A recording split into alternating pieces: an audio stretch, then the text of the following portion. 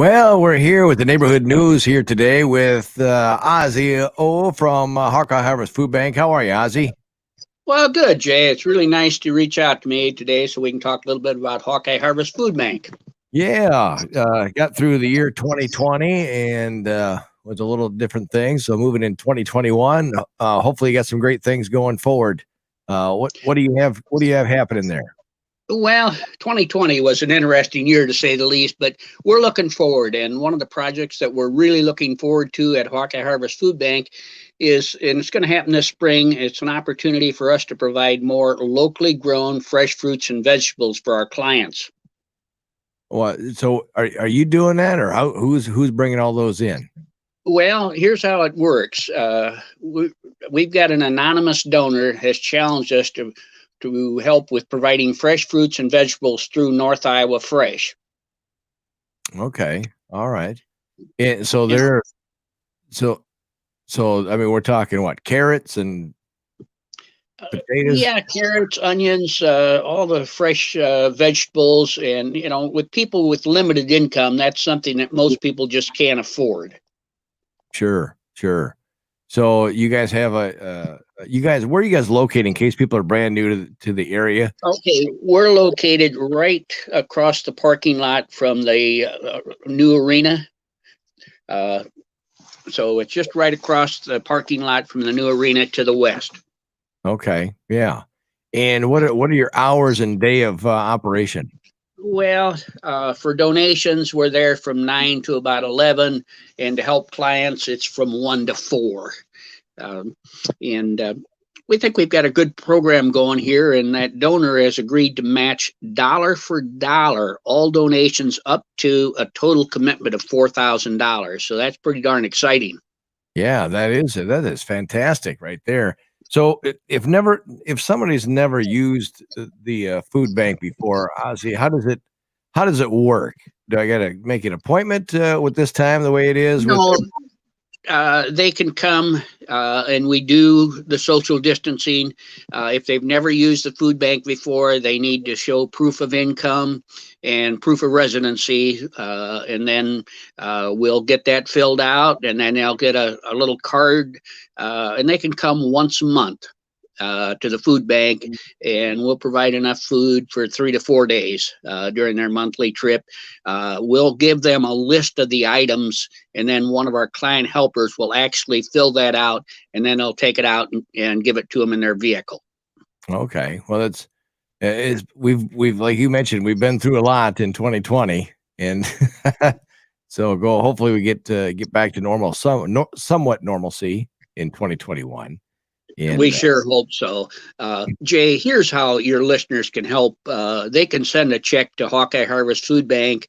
It's Post Office Box 1565, Mason City, Iowa 50402.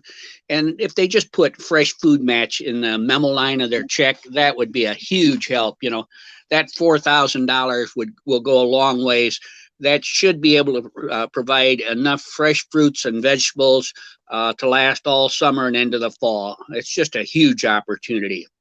now, if somebody wants to bring items into the food bank as well, they could still do that, correct? Yeah, we really don't. We're trying to discourage that. Here's the problem, Jay. We don't know where that food came from in the household. Sure. So, from a COVID-19 standpoint, and we don't have the space at the food bank to segregate that for a couple of weeks. So we really discourage people. But if they want to send us money, we could use it at that North Iowa Fresh, or we use it when we buy food from the Food Bank of Iowa.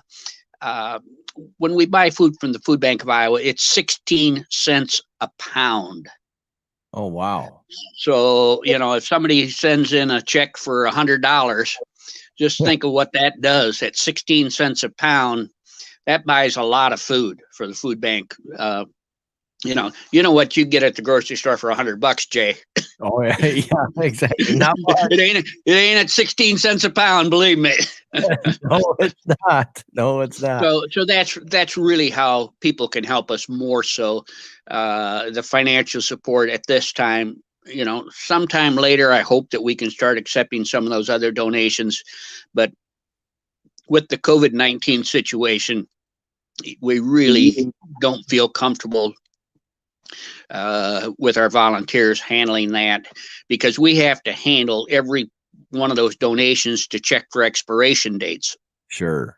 So there's a lot of, hands-on handling that, whereas we get it from the Food Bank of Iowa, all we have to do is the semi comes in once a month to Mason City. We unload it, we put it on pallet jacks, we put it in the tote motor, and we take it and put it where it needs to be. It's all, everything's just so much simpler for us. And we have a limited, but if somebody wants to be a volunteer for the food bank, they can certainly check out the volunteer opportunities and just stop by the food bank. All right. That sounds good. Of course, anything that people can do to help out this time and throughout 2021, because I'm sure we're going to be doing this for a little bit while longer anyway. But the best thing, I think so. Yeah. So the best thing, financially, just giving a monetary donation to the Hawkeye Harvest Food Bank. Again, what do they put on their check? And that's tax, right? That's a tax write-off too, right? Yes, it is. And if they'll just put fresh food in the memo line. All right. That sounds good. Well, Ozzie, as always, it's great to catch up with you. It's been too long. We need to get back together and keep up to date with what's happening with the Hawkeye Harvest Food Bank. All right. Yes, Jay, thank you so much. We greatly appreciate KISS 98.7 Country Music helping us out with this. Absolutely. It's the neighborhood news with Hawkeye Chevrolet on 98.7 KISS Country.